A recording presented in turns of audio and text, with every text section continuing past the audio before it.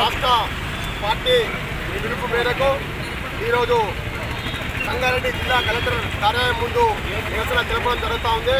ఎందుకంటే రాష్ట్రంలో టీఆర్ఎస్ ప్రభుత్వం అధికారానికి వచ్చిన తర్వాత మరి 2 సార్లు అధికారంకి వచ్చిన 7 సంవత్సరాలు గడుస్తున్నా ఇంతవరకు మరి ఎస్సీ ఎస్టీ బ్యాక్లాగ్ పోస్టులు కూడా మరి 7 సంవత్సరాలుగా ఇలా మరి రాజ్యాంగబద్ధమైన పోస్టులు కూడా ఇలా పెండింగ్లో ఉన్నాయి. అదేవిధంగా ఏదో ఎస్సీ కార్పొరేషన్ నుంచి లోన్లు ఇస్తామని చెప్పి ఇలా ఎస్సీ యువకులను మరి బ్యాంకుల చుట్టూ తిప్పుతా ఉన్నారు. ఇలా బ్యాంకు లోన్లు ఏమో షూరిటీలు ఇవ్వట్లేదు. ఇలా భారతీయ జనతా పార్టీ ఒకటే డిమాండ్ చేస్తుంది, బ్యాంకు షూరిటీ లేకుండా ఎస్సీ కార్పొరేషన్ ద్వారానే మరి దళిత యువకులకు మరి లోన్ తీయాలని డిమాండ్ చేస్తున్నాం. అదేవిధంగా గతంలో లోన్లు తీసుకున్న వాళ్ళకు ఇప్పటిదాకా కూడా సబ్సిడీ లేవు. మరి ఆ సబ్సిడీ కూడా విడుదల చేయాలని ఈ ప్రభుత్వాన్ని డిమాండ్ చేస్తున్నాం. ఎందుకంటే ఇది దళిత వ్యతిరేక ప్రభుత్వం.